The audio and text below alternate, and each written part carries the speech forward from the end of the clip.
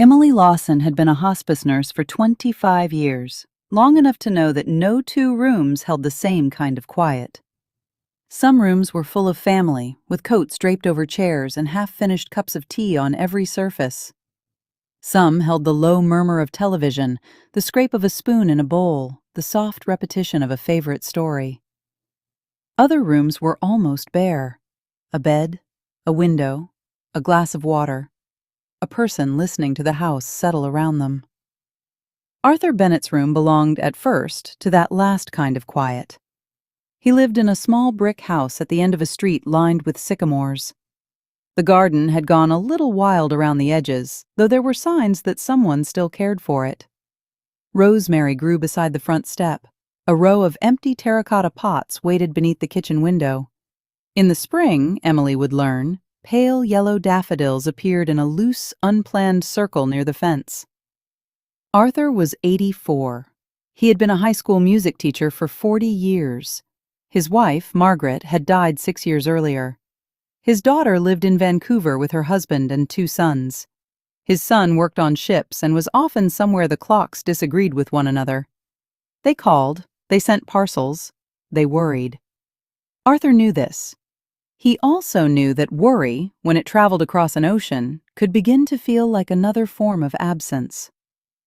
Emily first met him on a wet Tuesday morning in November. He opened the door before she knocked twice. "You're early," he said. "I'm 3 minutes early." "That's how it starts. First 3 minutes, then you'll be organizing my sock drawer." "I don't organize sock drawers." "Then I've been assigned the wrong nurse." He wore a gray cardigan over a blue shirt, buttoned carefully to the throat. His white hair was combed back, though one section at the crown had refused to cooperate. He held the door with one hand and a wooden cane with the other, not because he needed it in the house, he told her, but because it reminded him to take his time. The house smelled faintly of coffee and old paper. Emily introduced herself, though the agency had already given him her name. She asked if he had eaten breakfast. He said he had eaten enough to prevent an investigation. She asked about his pain. He asked plainly. Some days were manageable, some were not. He was tired more often now. He did not want to spend his remaining time being asked to rate every sensation from 1 to 10. Emily made a note. "Good," Arthur said. "You write things down. That means I can forget them." "That's one way to look at it." "I'm a teacher. I have several ways to look at most things." She sat with him for an hour that morning. She checked what needed checking. She explained what she was there to do and what she could not do. She made no promises about time, recovery, or miracles. Arthur appreciated this. He had spent his life teaching teenagers, and teenagers could tell when an adult was pretending to know more than they did. Before she left, Emily wrote the next visit on the little calendar beside the telephone. "Thursday," she said, "around 10. Arthur looked at the square marked Thursday. "Bring a book." "What kind of book?" "One with sentences. I'm tired of people sending me inspirational quotes." "Any particular sentences?" "Surprising ones." On Thursday, Emily brought a novel she had been meaning to read. Arthur examined the cover. "Good," he said. "It looks sufficiently serious." "It's a mystery." "Even better. I've always found death easier to tolerate when someone has been murdered first." Emily looked at him. He smiled. It was the first time she laughed in his house. The laugh surprised her. It came out quickly, before she had time to decide whether it was appropriate. Arthur seemed pleased. "There," he said. "The room needed that." After that, Thursdays became reading days. Emily read aloud from the novel while Arthur rested in his armchair near the window. Sometimes he closed his eyes. Sometimes he interrupted to object to a character's poor judgment. Once he stopped her halfway through a paragraph. "That sentence is showing off." "Which one?" "The one you just read." "It's the author's sentence." "Then tell the author." She marked the page with a receipt and continued. Arthur did not always follow the story. Emily knew this. Some days he drifted in and out, his attention moving like a bird across a field. But he liked the sound of a voice making its way through a page. He liked the steady shape of a beginning, a middle, and something waiting at the end. On Tuesdays, Emily helped him with the practical things. She changed the sheets when they needed changing. She made soup and left it in small containers. She called the pharmacy, spoke to his daughter, and once found the plumber after the kitchen tap began to drip. Arthur remained involved in every decision. "What kind of soup?" Emily asked. "Nothing with lentils." "You don't like lentils?" "I don't trust food that looks like a collection of tiny pebbles." "Tomato, then." "Tomato is dependable." He had opinions about his medication, his pillows, the temperature of the house, and the correct way to fold a towel.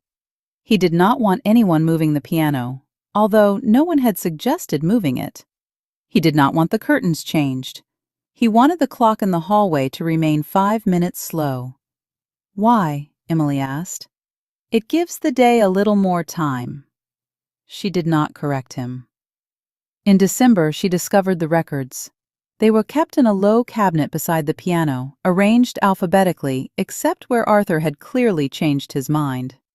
Duke Ellington leaned against Thelonious Monk. Ella Fitzgerald had somehow found herself between 2 Christmas albums. "You have a record player," Emily said. "I do." "Does it work?" "Sometimes." "That's not encouraging." "It's an honest assessment." They tried it on a Saturday afternoon. Arthur had asked Emily to come by for an extra visit because the weather had turned cold, and he did not want to go through the day without seeing anyone. He chose an old jazz record with a worn red label. The needle settled with a soft crackle. Then the room filled with brass, piano, and the brushed shimmer of drums. Arthur sat back. For a while he said nothing. The music seemed to return him to a place Emily could not see. His shoulders eased.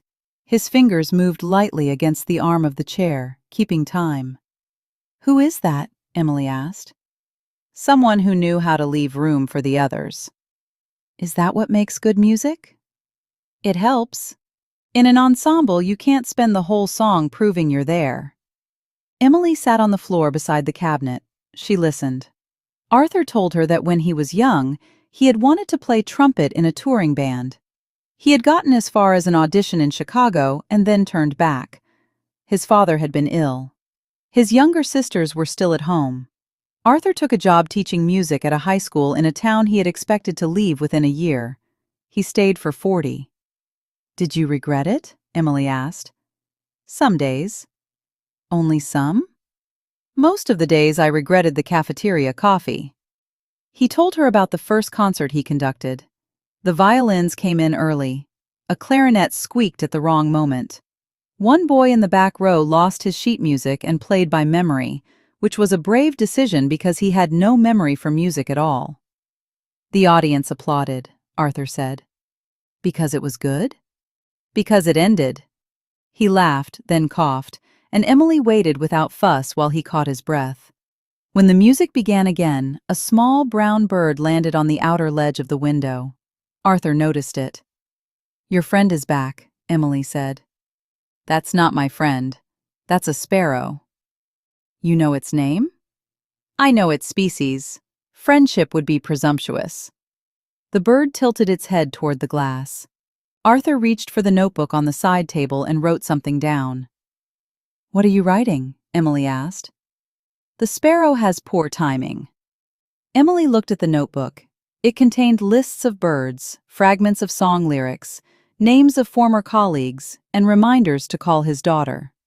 Some lines were written in a firm hand. Others had wandered across the page. He closed it.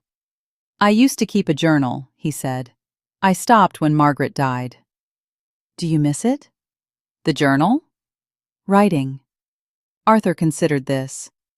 "I miss the person who wrote it." Emily understood what he meant. She did not ask him to explain.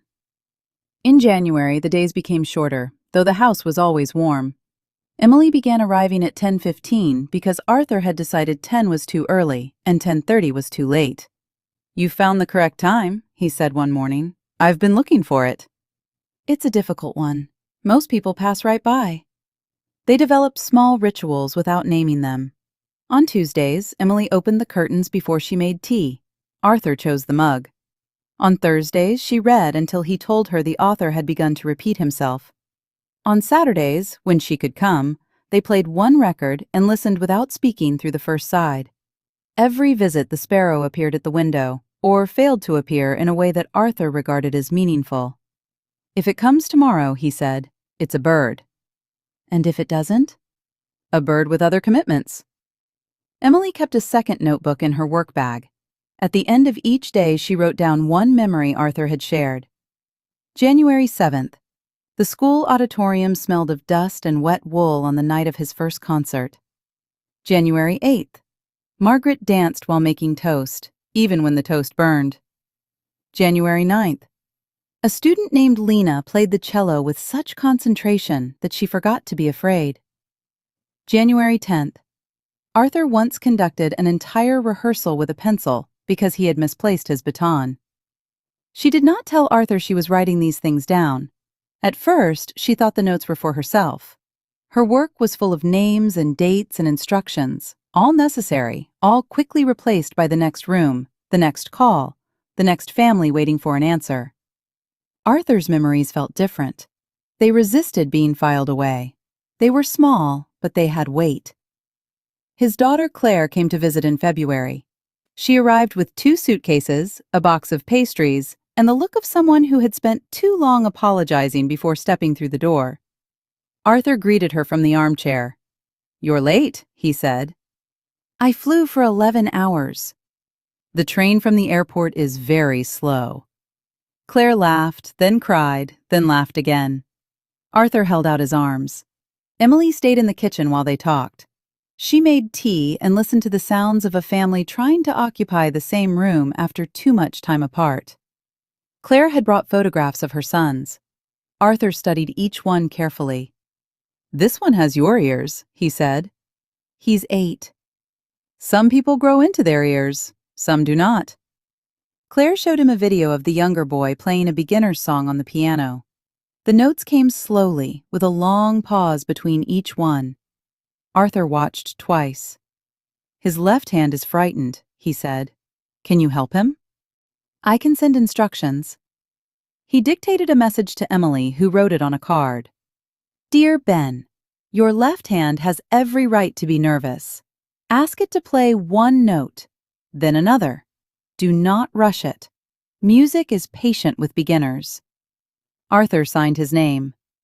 Claire held the card against her chest. "You should call more often," he said. "I know." "I didn't say that as criticism." "I know." "I said it as a scheduling recommendation." She smiled through her tears. After Claire left, the house felt larger. Arthur was tired for several days. Emily shortened her visits and stayed close while he slept. She made sure he understood every change in his care. She spoke with the hospice physician when his symptoms shifted. She adjusted what could be adjusted and explained what could not. Arthur noticed her restraint.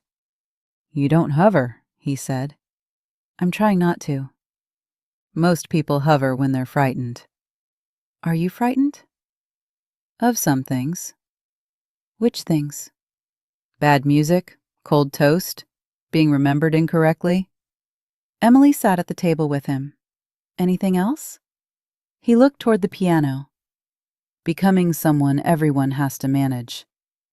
That was the first time he said he believed he had become a burden.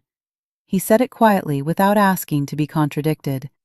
Emily did not answer with a bright reassurance. She knew the kindness of a quick denial could sometimes make a person feel more alone.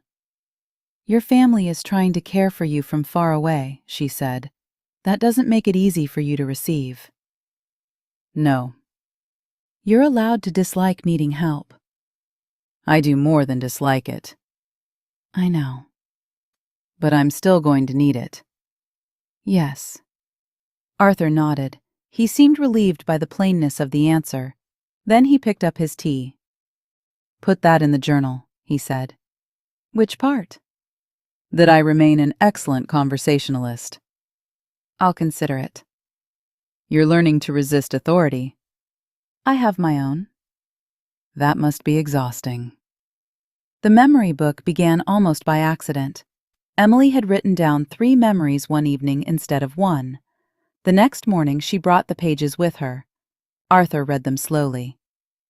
"You've left out the important parts," he said. "Which are?" "My opinions." "I can add those." "And the names." "I'll ask." "And the mistakes." "Do you want those in the book?" "Of course.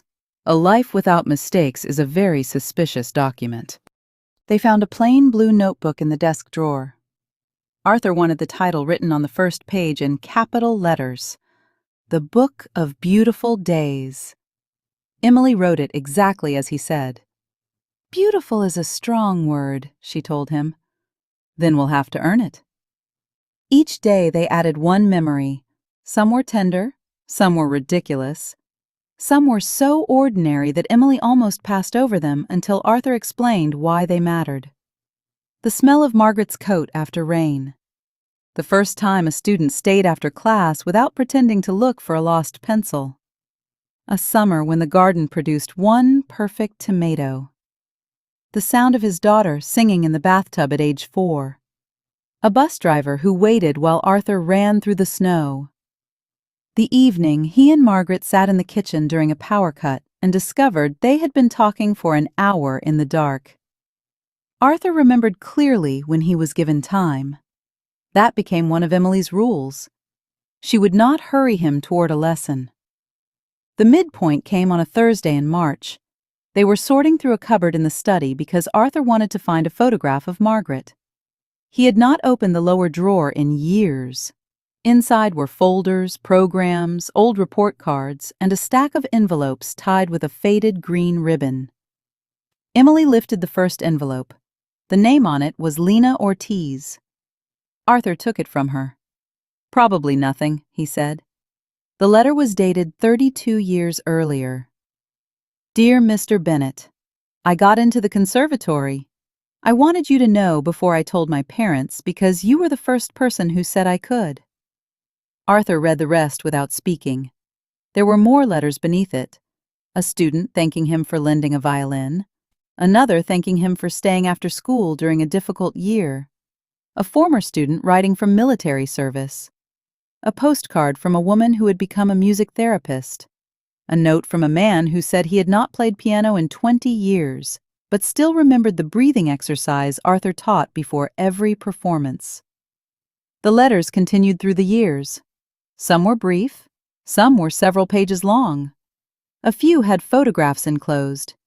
In one, a group of students stood beside a concert banner, young and serious in their formal clothes. Arthur was at the edge of the photograph, partly hidden behind a music stand. Emily looked from the photograph to him. "You kept all of these?" "I forgot I had them." "You didn't." "I forget many things." "Not these." Arthur lowered himself into the chair by the desk. He held the photograph in both hands. "I taught them notes," he said. "You taught them other things." "I taught them to count." "You taught them to come back after making a mistake." He looked at her. "Did I?" "Lena said you did." Arthur turned the photograph over. On the back, someone had written, "We were better because you expected us to become better." He read it twice. Then he placed the photograph on the desk. "I thought I was getting through the week," he said. "You were." "That was the whole of it." Emily sat beside him. "Sometimes getting someone through the week is the whole of it." Arthur looked again at the stack of letters. "I don't remember being important." "You may not have been trying to be."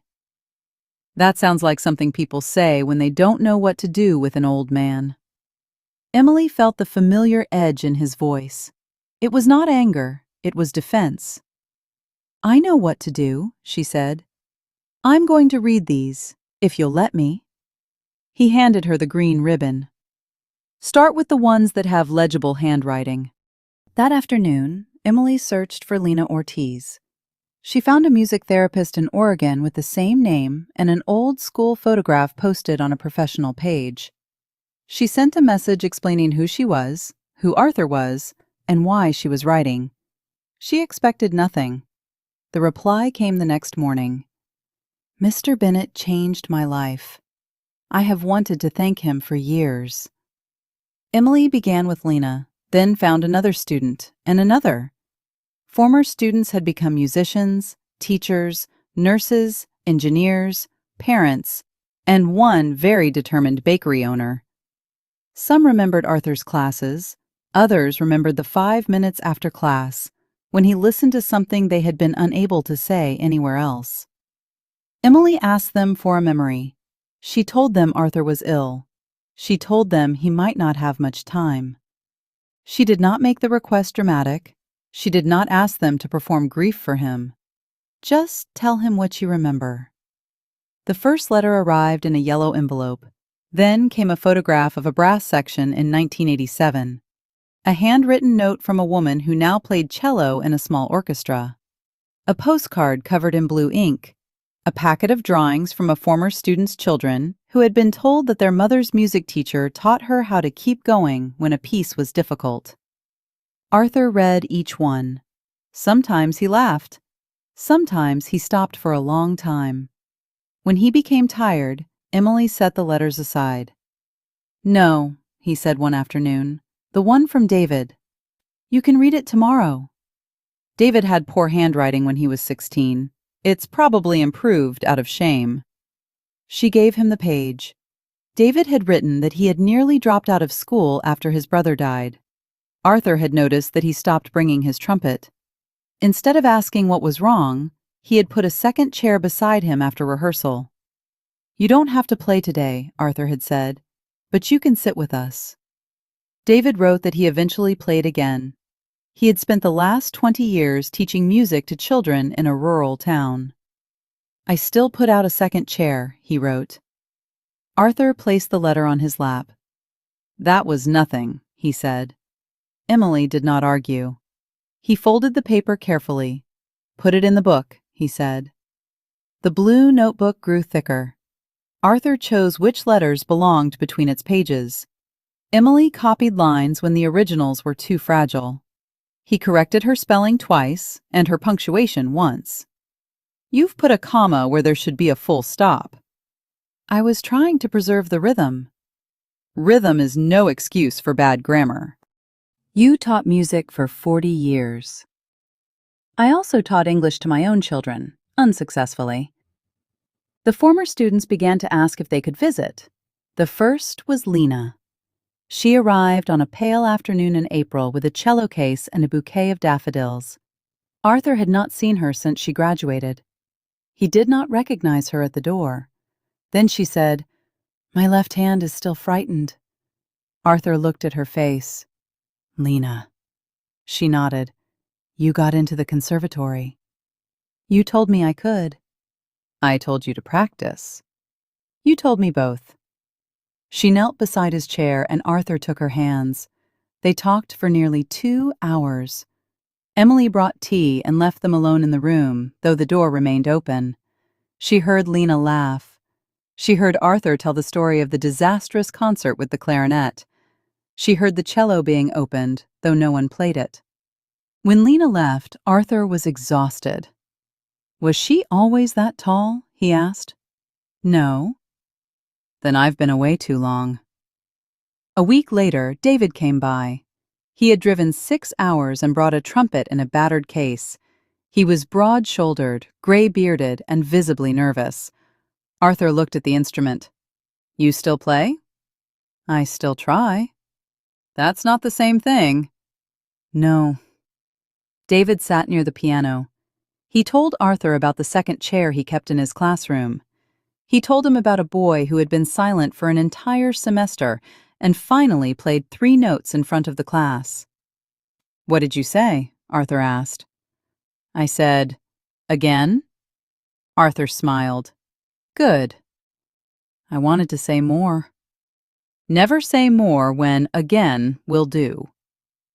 That evening, Arthur asked Emily to place the blue notebook on the table beside his chair. "It's getting crowded," she said. "Good. A book should have to make room for itself." His health continued to change. There were mornings when the effort of speaking left him tired. There were evenings when he could not settle comfortably. Emily remained attentive without turning him into a list of symptoms. She asked what he wanted. He wanted the window open a little. He wanted the record player moved closer. He wanted the old lamp repaired. He wanted his son called, but not told that he was having a difficult day because that would cause unnecessary panic. He wanted the sparrow to stop judging him. His family came when they could. Claire returned with her sons. Arthur's grandson Ben played the piano in the sitting room, haltingly at first.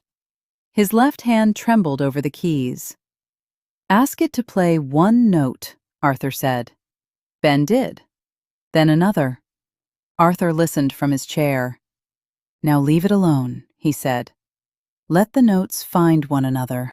Ben looked over his shoulder. "Is that enough?" "For today." Ben played the little piece again.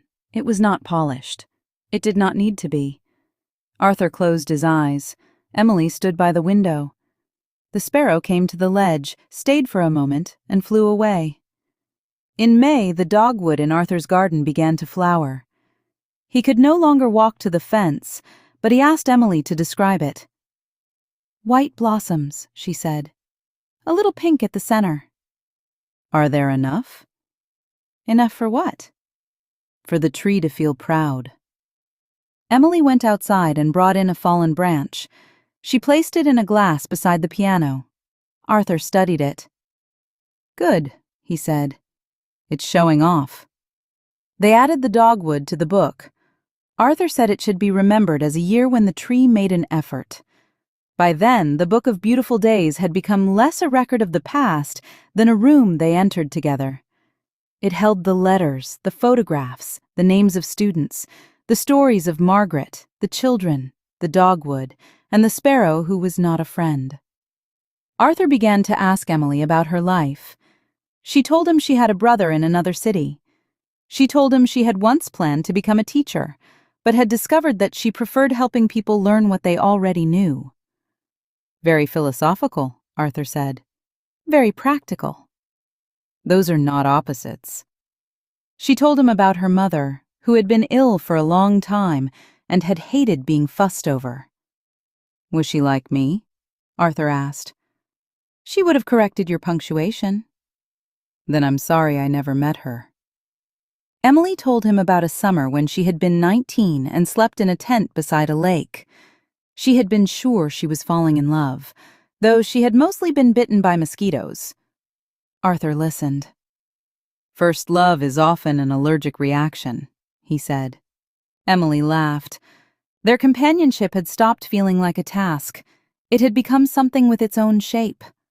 Neither of them pretended it was permanent. That made it more honest. Arthur's loneliness did not disappear. Some afternoons, he still looked toward the hallway when the telephone did not ring. He still worried about his children. He still said that a full house could be lonelier than an empty one if no one knew how to sit quietly. But loneliness was no longer the only thing in the room. There were letters. There was music. There was the blue notebook.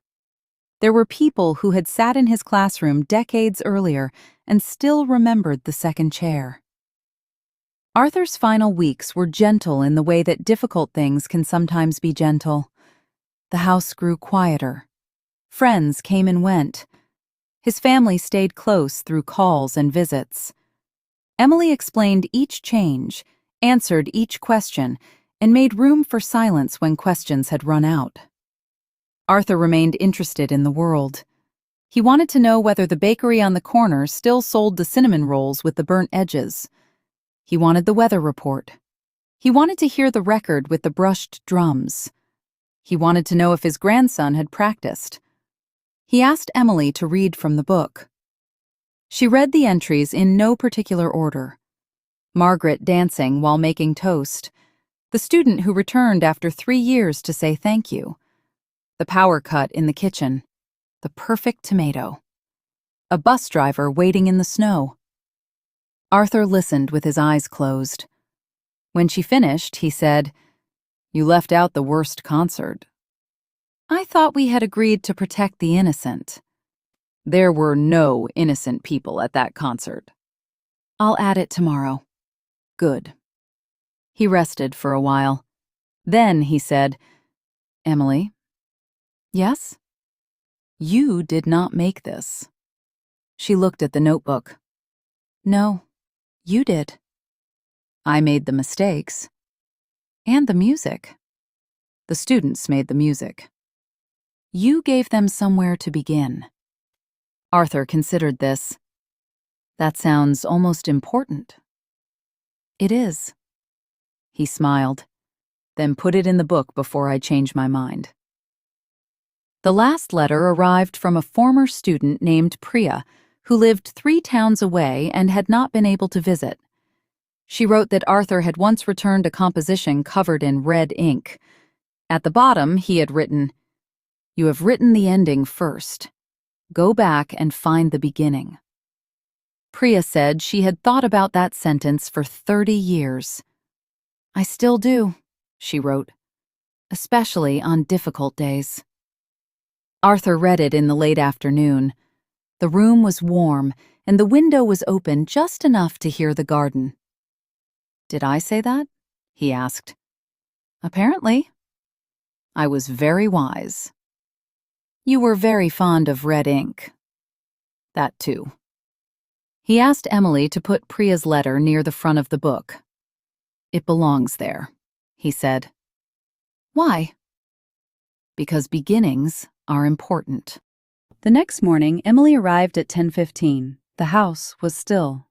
She found Arthur awake in his chair near the window. His hands rested on the blanket. The blue notebook lay beside him. The record player was silent. How are you? She asked.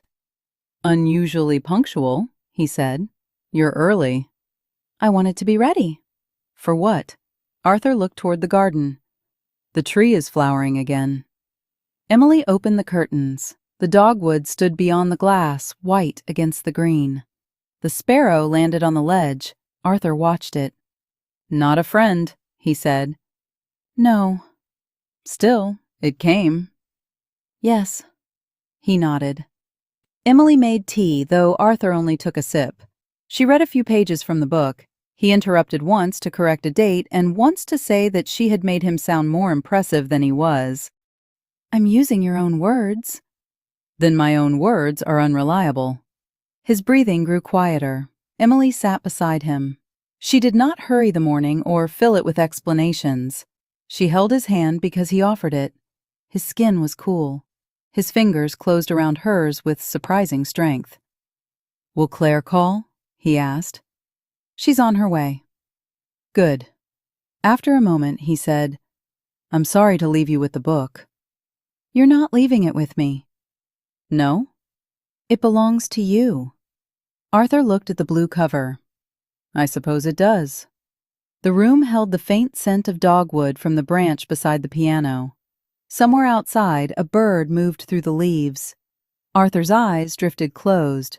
Emily kept holding his hand. There was no struggle, no final performance. His breathing simply grew farther apart, like notes at the end of a song, until there was one last quiet breath, and then no need for another. Emily remained beside him for a while. She did not say goodbye immediately. Goodbye was too small for a life that had gathered so many people into it. When Claire arrived, she stood in the doorway and understood. She went to her father. She touched his forehead. She said his name. The family came. The former students called. Lena sent a recording of a cello piece Arthur had loved.